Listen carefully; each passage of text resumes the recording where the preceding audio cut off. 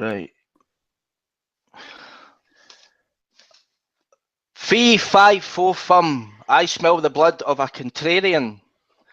And tonight's guest is Gary Wayne, and I'd like to thank him for coming on.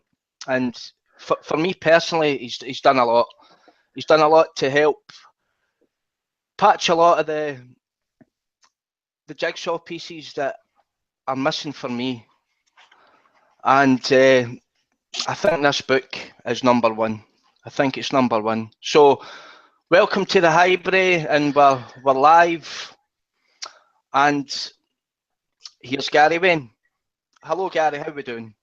Well, I'm doing very well, and so happy to be here with you, Gary, tonight. And hopefully your show is starting to do well and pick up an audience out there. And I certainly think that with what we're going to talk about tonight, that the audience's curiosity is going to be raised a few notches, I think. Definitely, brother, definitely. Well, first of all, Gary, I'd just like to just tell us a bit about the book and why you wrote it. Yeah, so I thought what I would do is I'm a prophecy buff at heart, and so when I came back to God and I wanted to verify everything that is said about prophecy, because a fellow by the name of Hal Lindsey, who wrote The Late Great Planet Earth, I read that book and it just sort of scared the heck out of me, so to speak, but I wanted to verify it. And so my path back was be a contrarian. Don't accept common dogma of what they say, and don't accept what people say is in the Bible or any other sources. And so I wanted to verify what he was doing. So I logged every aspect of prophecy by its narrative and all the verses together. And along the way, I came across this very odd section in Genesis 6 with the giants. They pop up after the flood. And then as that has to do with prophecy, it comes up in Revelation with the abyss. It comes up with the war in heaven. In Revelation 12, it comes up with demons.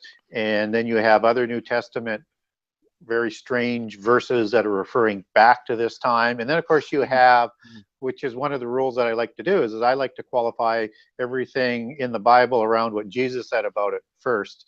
Yeah, as it was the days of Noah. Yeah, exactly. And so I thought I'd write a short book and cut my skill on my first book that way. But the more research I did, the more doors it opened. And I'm naturally a mythology buff, and I'm naturally a history buff.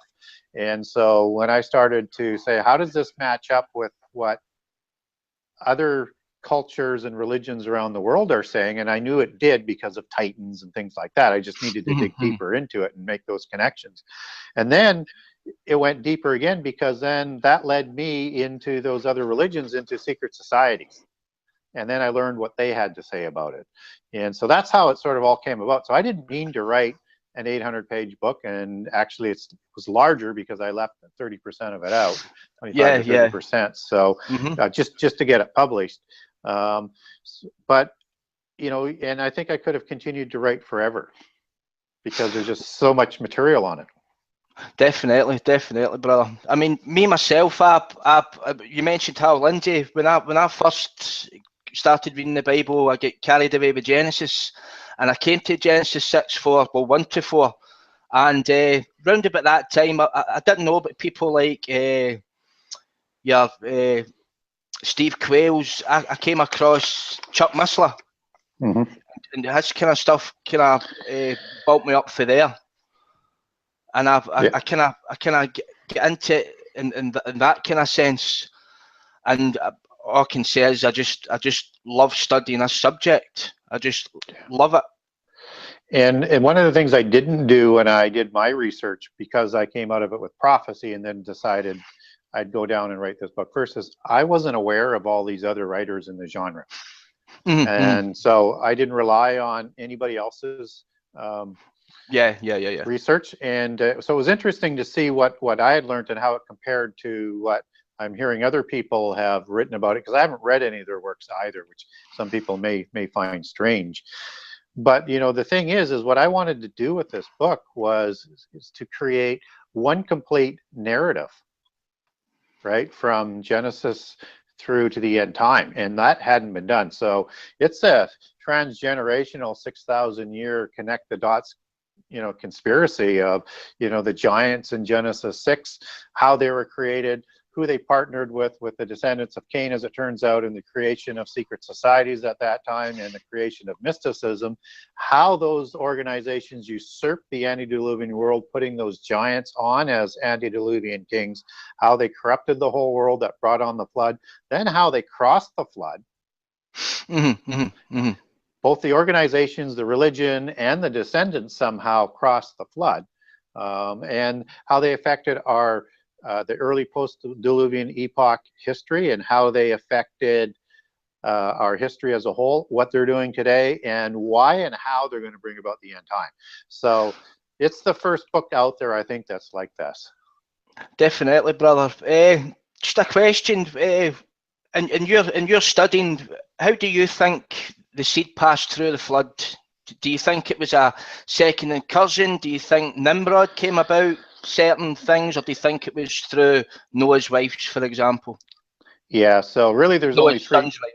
Sorry. Yeah, there's really only three ways, right? And a lot of people will say somehow on the ark, so either with Noah's wife or the son's wives with some sort of DNA in there. The Gnostics will say, just like in that last flood movie with where it's got Tubal-Cain on the ship, that he, you know, they hide on the ark, or the three sons are giants, or only Ham is one, or all of them are giants. That's certainly all possible. And certainly I would lean in that category with something with the DNA, but that's the lowest on my possibility list. But I recognize that that's a possibility. And then the second way, which is I sympathize with, but not my preferential one, is somehow on another ark, or somehow being protected by angels on the earth, under the earth, on, you know, on an ark, however, because when you, especially if you look at, let's say, the Epic of Gilgamesh, for example, you have the Numalish, right? You have Gilgamesh, who's 2/3 demigod, or 2/3 god and 1/3 human. Enkidu, who he's telling the story to, is the same. They're created after the flood, and I'll come back to that in a second. But they're, as they go through the Epic of Gilgamesh tales, they end up with the flood story. And in the flood story, you have Upnaptish or Ziusudra, depending on which translation you're going to use, who is also 2/3 god, 1/3 human, and his whole family is demigod, right? So they're Nephilim. That's a Nephilim survival story. And then you have you have the same thing going on with Deucalion and Pyrrha in the Greek flood story. Again, this is Nephilim, because Deucalion is son of Prometheus, right? So again, this is a Nephilim survival story, not a human survival story, and that's the distinction. So I think if they're an actual parallel account, then it's through the lens of polytheism and through the lens of the giants, about the same event but different survival. Whereas the Noah account is a human account. But I lean towards second incursion. Second incursion. Yeah, because it just, you don't have to try and figure things out with the Bible. I can make a story, you know, not make a story, but I can reference that, you know, Jesus, God had ordained it, so that's why they're there. Fine. But it also says he destroys all flesh on earth. But then again, it also says Genesis. In Genesis, it also says that he was only going to destroy beings that he created. Well, of course, the angels created enough. So I mean, you can legalize. Yeah, you can legalize that, but for me, it's easier with second incursion. And then, as witnessed in the Epic of Gilgamesh, Gilgamesh is created with a second impassioned incursion of fallen angels, and so is Enkidu. So, and I think that's more likely the case. But unfortunately, as the audience probably knows, is it doesn't say anywhere in the Bible how they survived, just that it says there were before and afterwards when the sons of God went to the daughters of humans and produced giants. So that's the only thing that we have is that they're supposed to be there, and then they do show up. Well, Numbers 13:33, don't they? They kind of show up round about there, and that was people think it was a 400-year time span that the fallen had to repopulate the land of Canaan for the. And in 2 occasions in the Old Testament, where it's in the King James Version, it'll say giants. It'll say in Genesis 6 and in Numbers, as you were talking to. But if you take that back to Hebrew, that says Nephilim. And that's where the other translations get the word Nephilim from. So that's the main name of it, as in, and that goes back to fallen ones, NPL, as it goes back into the etymology. Now, if you go into other names, and the other main name for the giants that's used, and again, it'll say giant in the King James Bible, it's Rephaim. Rephaim, by the sheds, the rock, yeah. Isaiah speaks about them coming out of the sea. Right. So the giants in Numbers that you're talking about that go back to Nephilim says that the Anakim descend from Nephilim. Yeah. Right. But also Anakim are considered Rephaim. And so if you have a genealogy that all of a sudden matches up, that somehow you have Nephilim who somehow produce Rephaim, who somehow produce Anakim, and that's why the Anakim descend from Nephilim, right? So again, but that suggests a survival if you look at it that way. Well, yeah, there's 36. I've heard people say there's 36 tribes of giants, and if we look at Deuteronomy 2, it will speak about the sons of Anakim, and it will talk about the Zamzummim and the Emin, and it will speak about them being long-necked ones. And you mentioned the Rephaim earlier on, but in Genesis 6:4, when they talk about the mighty men, is that not the Hebrew word Gibborim? Not necessarily. Not necessarily. Okay. Right. So, and then I'll just come back to that just here in a second. No problem. And when we look at Og, he's considered Rephaim, and he's mentioned 3 times as being the last of the Rephaim, or the last. And in Deuteronomy 13, as I recall, it says he's the last survivor of the Rephaim. Deuteronomy 3. Yep. But we know because like the Emin and the Zamzummim and the Avim, these are all Rephaim, right? They're all branches of Rephaim, and so they're still alive after Og is defeated by the Israelites and is killed. So how could he be the last of the Rephaim? True.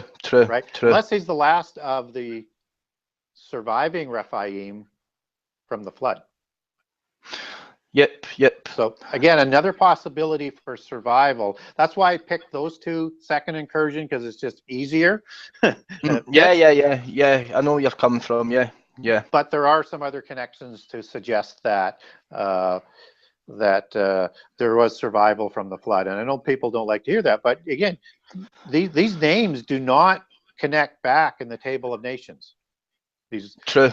They come out of nowhere, just as Seir comes out of nowhere in the Table of Nations in First Chronicles and Genesis, when Esau and their descendants marry into Seir and the descendants, right?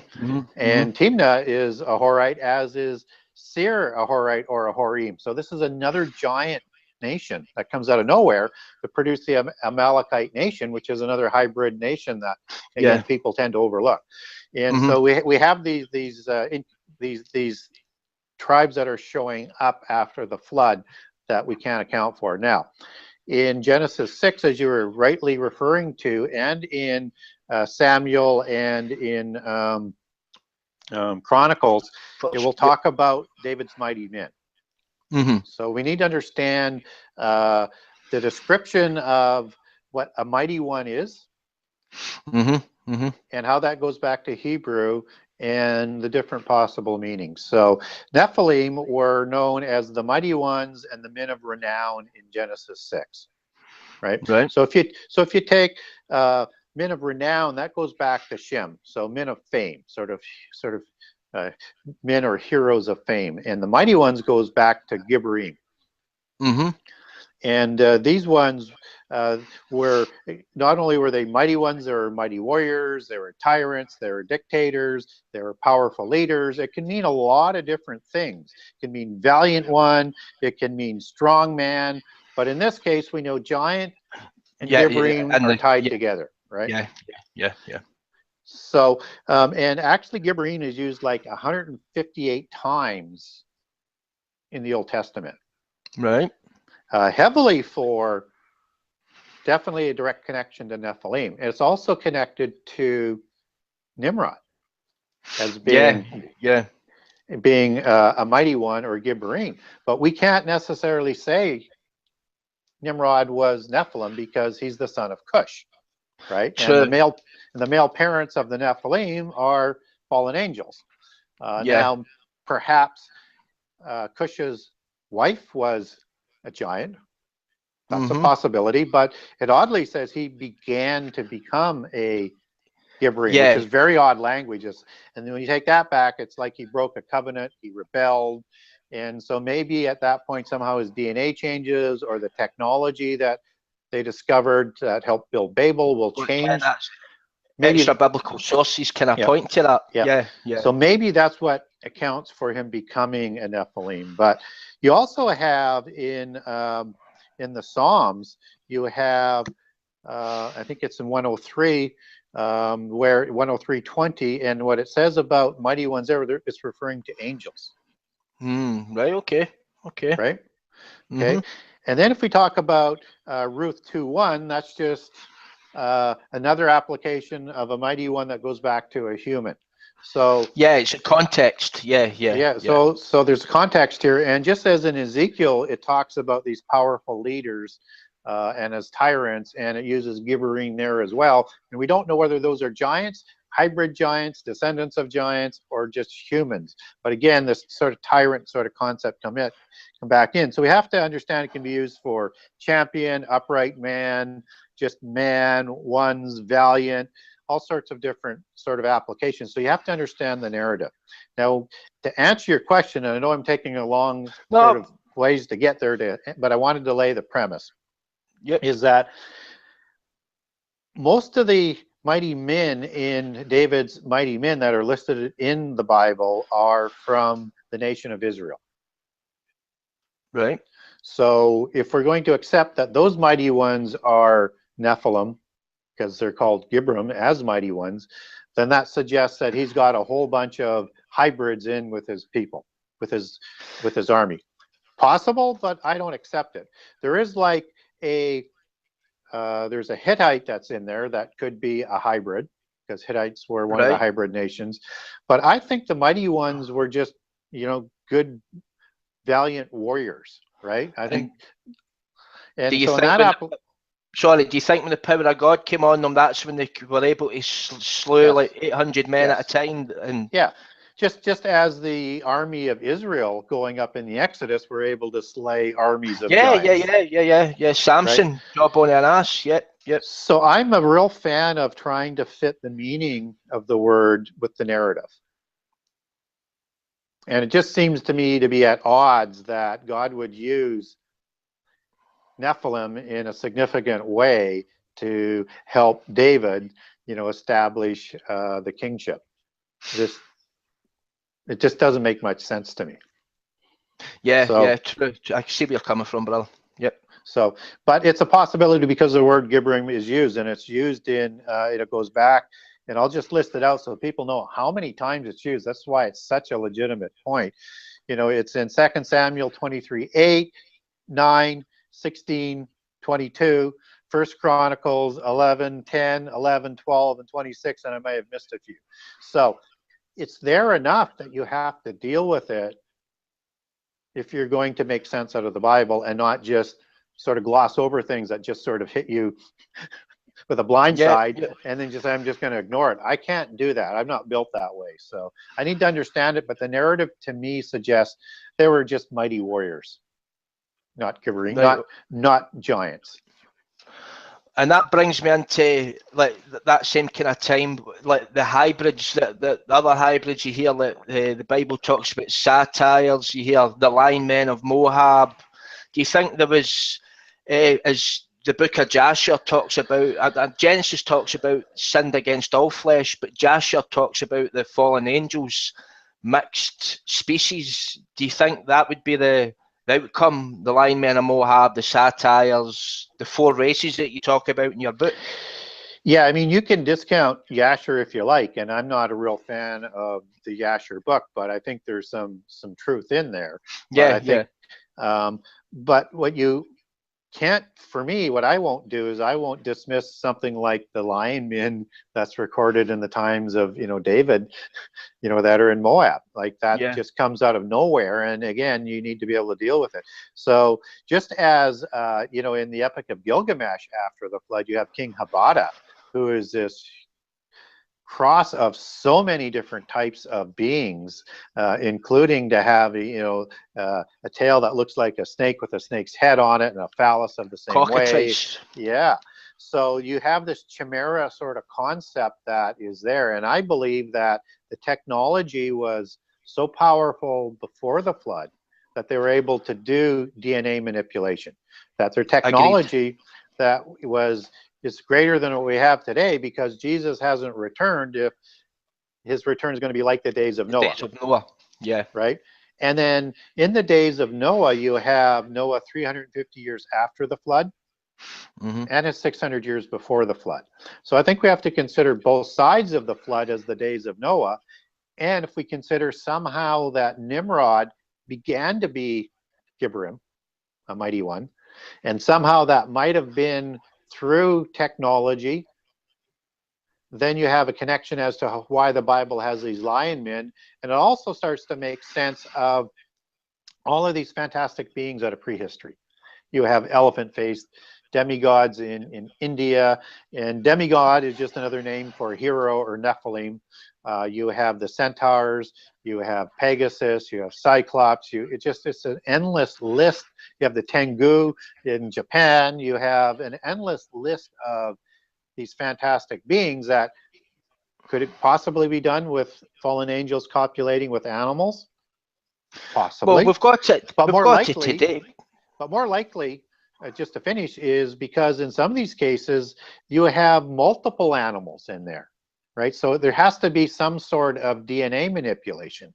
Just as what's odd about the Epic of Gilgamesh, it says not 50% God, it says 2/3 God. Right? So that isn't a simple copulation, right? There's something else that might be going on there, and I think that's the DNA manipulation. So again, that would make sense to me.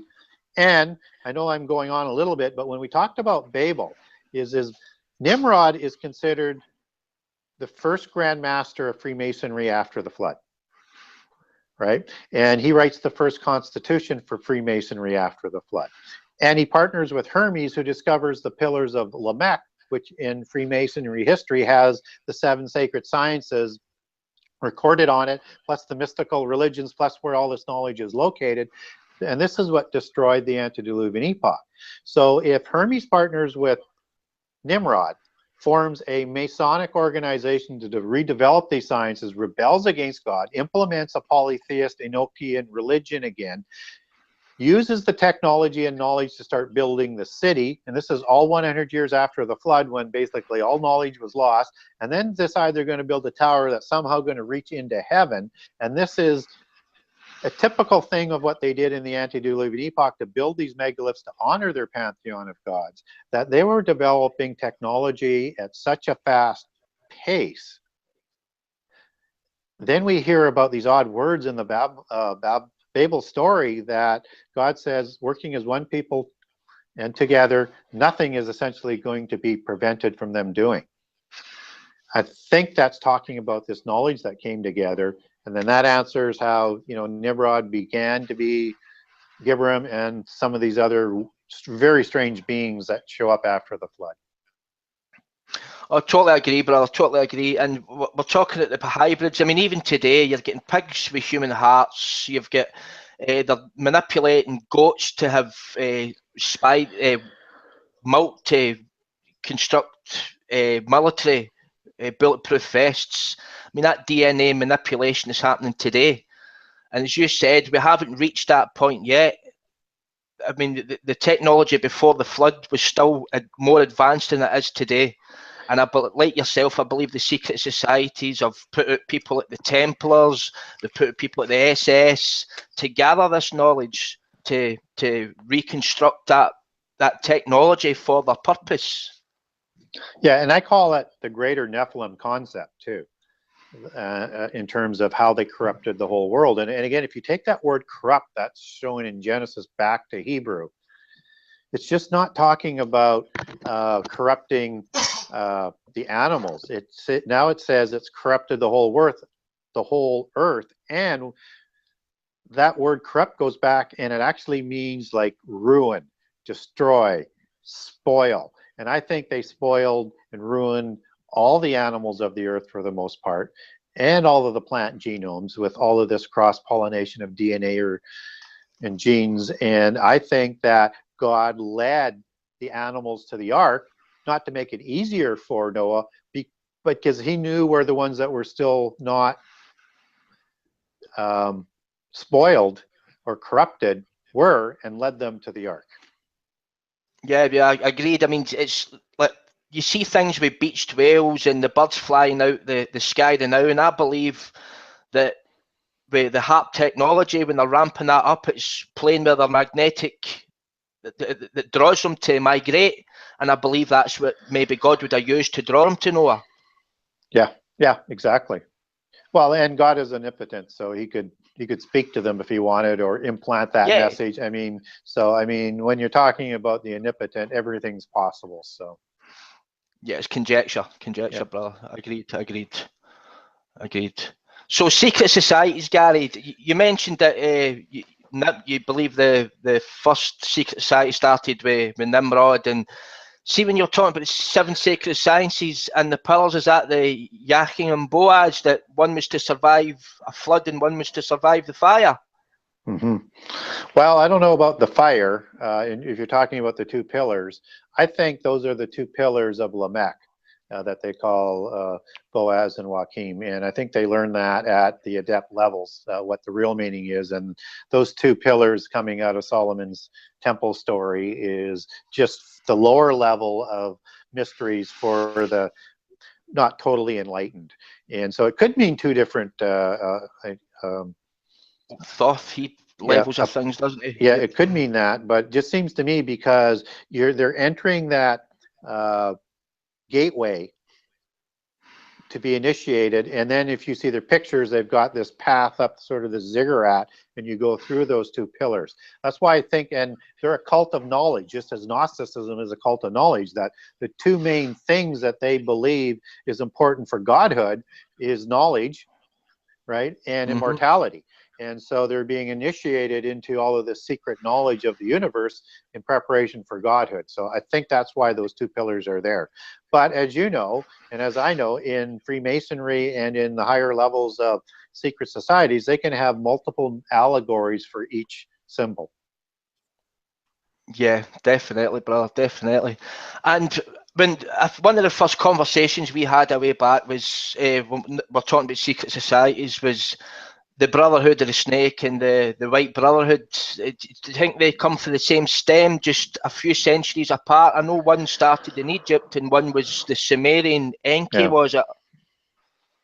Okay, so here's how I see it happening. And as we look at history, we need to separate before the flood and after the flood, because there's 2 distinct histories. And I'll suggest that through Enoch, son of Cain, and with the help of the fallen angels, and as it goes down to Lamech and Tubal-Cain and Jabal and Nama and Jubal, I mean, their names are in the Bible for starting Masonry and developing the sacred knowledge in the antediluvian epoch. That's why Tubal-Cain is such a high level patriarch, but Enoch, son of Cain, is, you know, one of their most important patriarchs, because he invents writing and he really starts the perversion of the knowledge to create secret societies and the mystical sun-worshipping religion.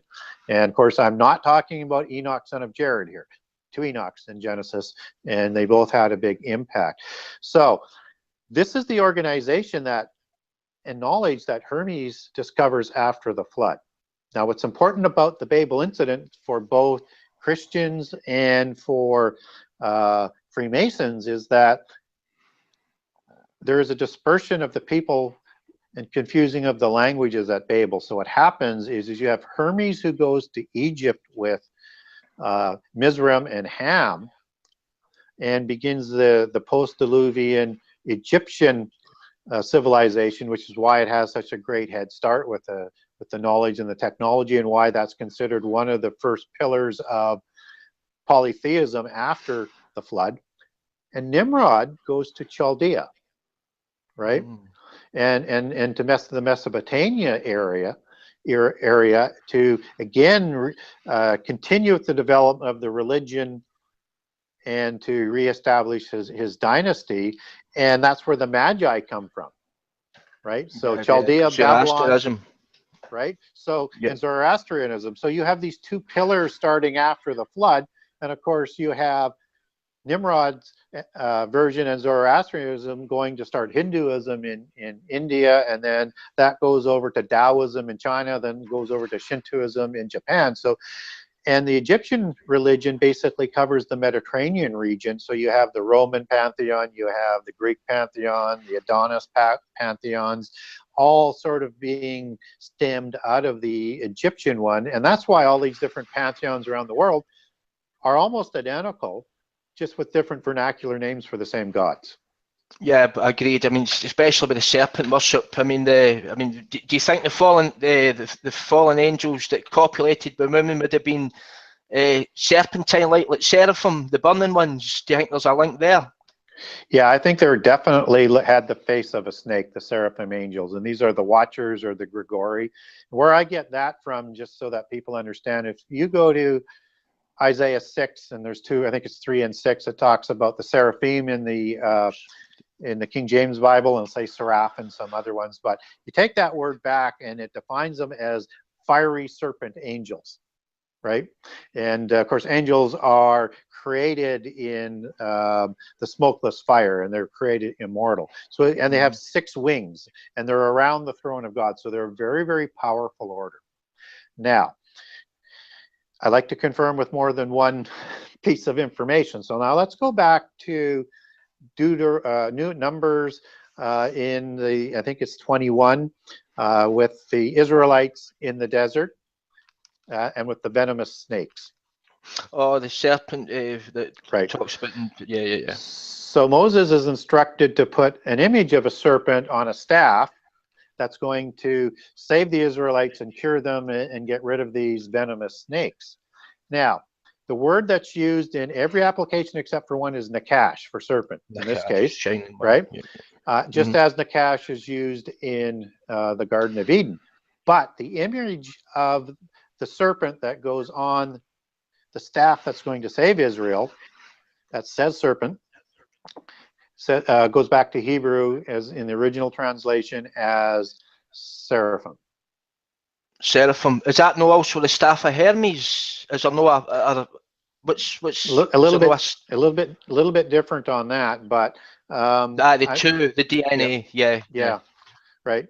But you do have single staff motifs as well, with the one snake going around. So there's 2 of those. So it's a little bit more complicated than that, but I think it's related because they like to incorporate Moses into their cosmology of religions, which is a whole nother rabbit trail. And then the other place where we get an understanding that these angels had the face of a viper is in Deuteronomy 8, and it talks about fiery serpents. So if you take serpent back, now that says nakash, but fiery goes back to seraphim again. So again, we have this fiery sort of serpent. And then in Revelation 12, it's very, very clear with Satan that he's seraphim as well as cherubim, and both of them are around the throne, because in Revelation 12, it calls Satan the serpent and the dragon. Yeah, and sorry. And in antiquity, serpents and dragons were known as the same type of being. And you put these wings on this angel with a serpent face, you have an angelic dragon.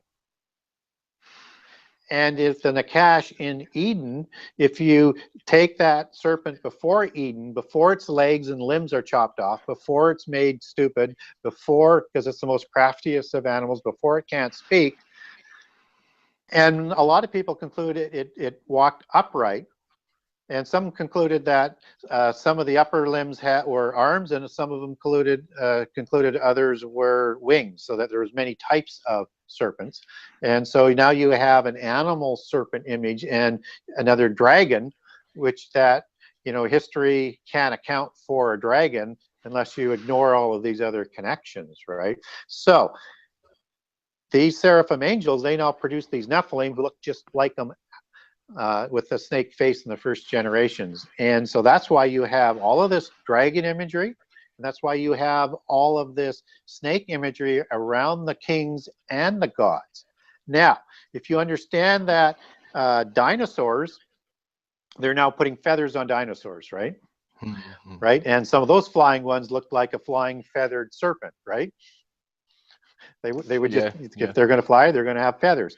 But if you get into like the Quiché Maya or Native North American prehistory and religions, they talk about Quetzalcoatl as the plume serpent or the feathered serpent. Land of the plume serpent. Yeah. Yep. And you have the thunderbird gods in North America, and then you have the Tengu gods out of Japan. These were bird-like feathered serpents. I think this is another form of seraphim as the angel. And again, because all of these beings produced offspring in those legends and religions.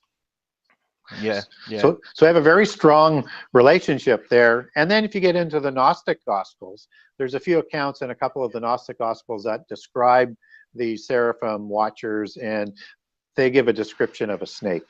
And in ancient Sumeria, the gods were known as serpents, just as the kings were known as serpents, just as Osiris is the serpent god. I mean, it's endless with the serpent connection there. Yeah, well, whether it's ancient Babylon, Sumeria, Uruk, right through to the Amazon, Peru, right through to today, serpent worship is everywhere. There's definitely an undercurrent of serpent worship. And I agree totally with the seraphim line there, 100%, Gary.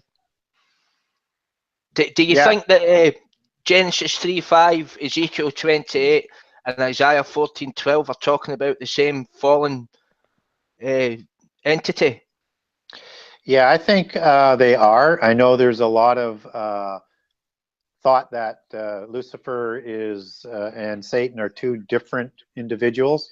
But here's the thing that I can't get around. I mean, I get the argument, and even get one is a son of the other, and one might be a Nephilim, as some people will take it. Yep. But if I look at Hel-El, which is the original name for Lucifer, and Lucifer only shows up in the King James Bible and the Vulgate Bible, and it's always translated in every other translation as day star or morning star, not Lucifer. I'm going to call him Satan or Hel-El because, as I say, I think they're one. But here's what I can't get around. In 14:12, where it's got Lucifer in the King James Bible, is it shows Lucifer falling from heaven, right? And also in Luke, I think it's chapter 8, might be 10, but I think it's chapter 10. It says, Jesus says he saw Satan fall from heaven. And with Jesus, as I said earlier, I go to what Jesus says first. And I don't believe Jesus is talking about two different individuals there. Yeah, you're right. So unless I can be broken of who Jesus is talking about in Luke, I think Isaiah 14 is talking about the same individual. Now, I'm not convinced that that necessarily has anything to do with Genesis 3 if you're talking about the serpent seed idea. I recognize that it's a possibility that Satan fathered Cain through Eve, and the Gnostics certainly believe that. So that's very much a Gnostic gospel. It also comes out of some Targums, which could be infected by mysticism. We don't know that, and we don't have anything in the Bible that says Satan fathered Cain. So it's more speculation than anything. And with Genesis 6, you don't need that for the serpent's seed. Because I just made the connection of the serpents, right? And they're the offspring. And so the only way you can get that is through allegory out of the Bible. And what they tend to do to get that understanding is that when Eve eats from the tree of good and evil for knowledge, she's being seduced to do so, as in a sexual nature, except that doesn't fit with the rest of the narrative. And again, you go back to one of those rules that I like to stick to, is it's got to fit with the narrative. Yeah. This was this was something she ate. She didn't have sex. And so now you got to make an allegory for that. And it was good for eating. So then you'd have to make an allegory out of that. And it was full of knowledge. So then, I mean, there's nothing there in the rest of the story to suggest that sex is happening there. Now, one loose connection that might make it possible biblically is if you take the name Cain back to its original, it actually means acquired. Right. So does that mean that the baby was acquired by Adam and Eve through an outside creation? And again, the Gnostics believe that it could be fallen angels no, I'm sorry, they've got other angels that raped Eve, but that would still be, you know, Eve would still have the baby. But they also believe is that in other Gnostic Gospels and in some other wife. Well, that Satan had sex with Lilith to produce Cain because that was his consort, not Adam's consort, which again is mixed in there in Jewish mysticism again. So some possibilities, but they're very, very loose and very, very tentative. And so I lean on no, but I leave the possibility open just because the name of Cain is rather interesting. And it would make sense as well. I mean, because Cain is evil. But I don't find enough in the Bible there unless I start using allegories which aren't there to make the case. No, I agree with you. I take the Bibles literal myself, Gary, and I'm like a good Berean. I search the scriptures daily, and like yourself, I go into mythology, and which I believe is echoes of truth in it. And I think it's just, I mean, like we're talking about Genesis 6 there, like the word gigantus, for example. People say that means giant. It means earthborn, and it's talking about the union of Gaia. And there was 100 odd Nephilim type creatures, some giant and some not so giant. So it's all about context.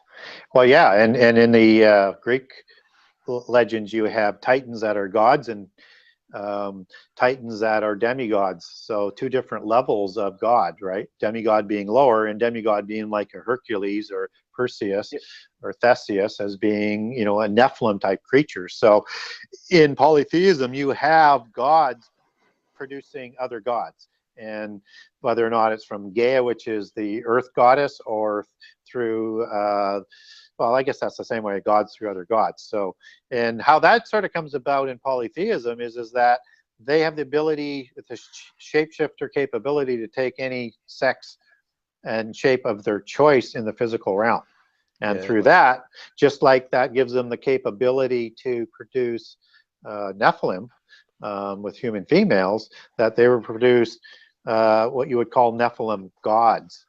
Right? Yeah, incubus and succubus, they can take that form. Yeah, definitely. Yeah, and same with the Anunnaki. You have the earthborn Anunnaki and the heavenly Anunnaki. So you've got two different levels of Anunnaki. That's kind of common in polytheism.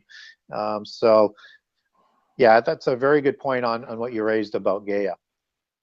Well, I always seen like Kronos and as them being equated with the fallen, and their offspring is Nephilim. Yes, it's just the way I kind of looked at it in the past. But I mean, you can't understand the whole Old Testament and the New Testament unless you understand what happened prior to the flood and why the flood happened. And Genesis 6 clearly states that all flesh was corrupt, and it stemmed not just from Adam's fall, it stemmed as well from the mixture of the seed. And God had to do something for Christ to come about. Yeah. It's amazing how many times I get told that the Genesis 6 doesn't say that there were giants created. I mean, it's like, and you show them the verse and they say, well, it doesn't say that. Well, I mean, do you see the word giant there? Yes. And it's amazing that, and if it was an argument that they were humans based on the sons of God being like the New Testament sons of God, I understand that argument. I mean, I completely disagree with it, but I would understand the argument. But to say that Genesis 6 doesn't say it produces giants is Well, I don't get it. Is the sons of God in the New Testament not like a kind of a stand-in for the sons of God of the divine council? Is there kind of a link there? Is there not? Well, the sons of God in the New Testament, they're the Christians of the New Covenant being grafted. That's us, right?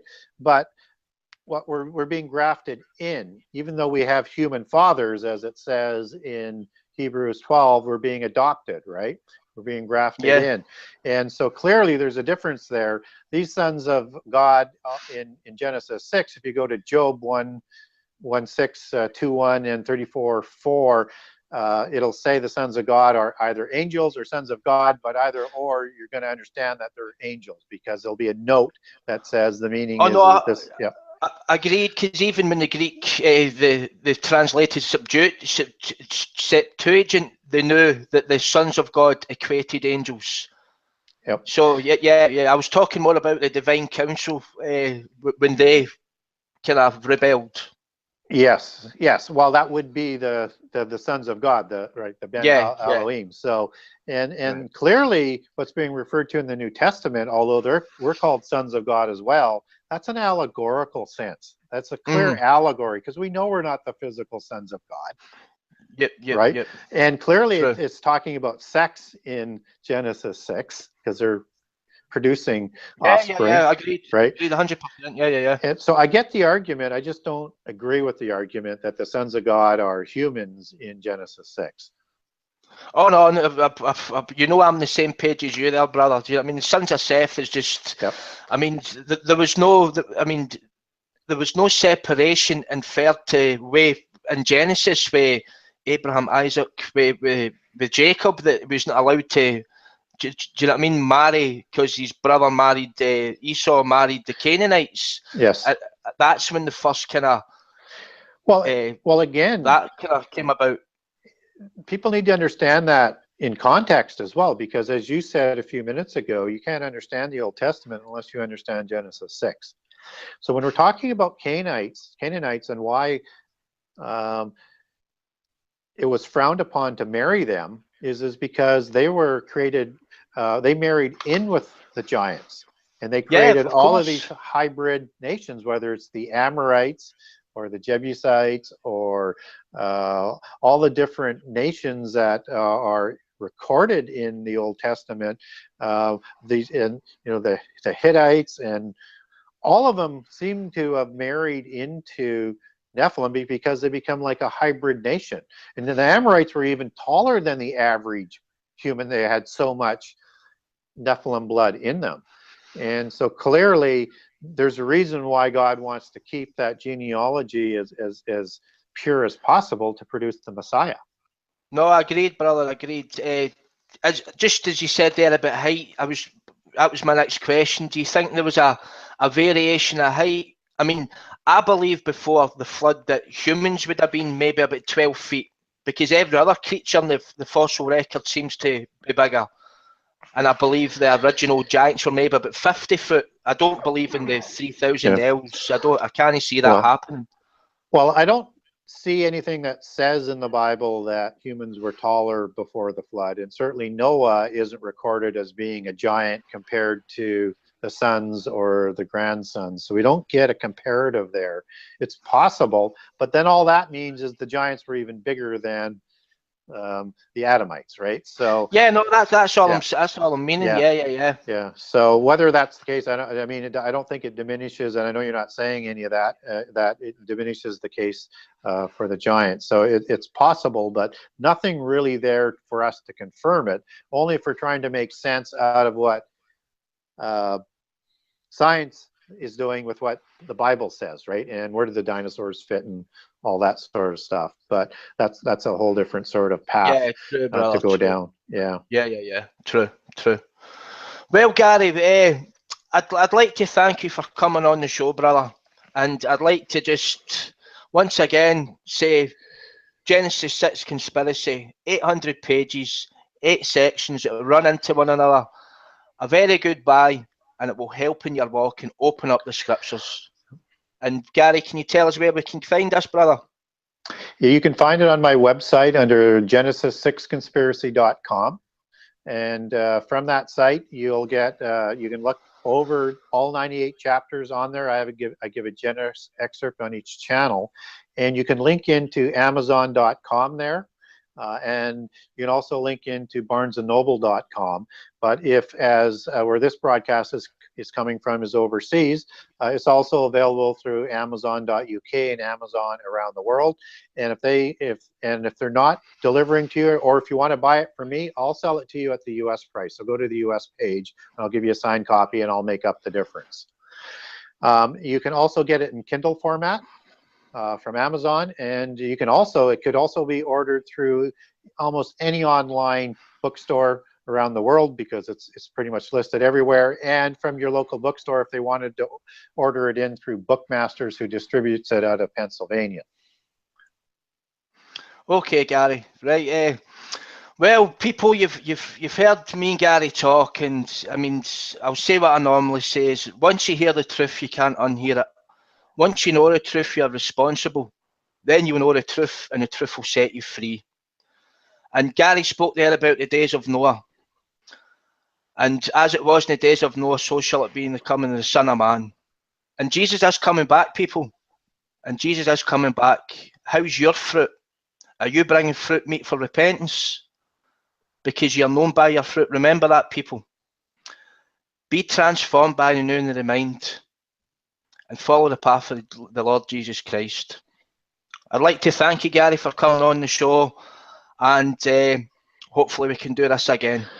Well, so happy to be here. I know I just love talking about it, and you know, be rest assured I'll come back anytime you invite me. And if people want to follow me, you can also follow me on Facebook under Gary Wayne, and I have 2 Genesis 6 conspiracy pages, and I'm also connected with the Giantology page as well. And you can also follow me on Twitter at GaryWayne63, at GaryWayne63. And if you have a comment that you want me to comment on, or a question, and you get a hold of me through the website or through Facebook or Twitter, I will get back to you. So I enjoy responding to the audience. So if you've got a question, I'll get back to you. Right, and I can vouch for that. Gary always does get back to you. He's been getting back to me for just over a year, and I appreciate it, brother.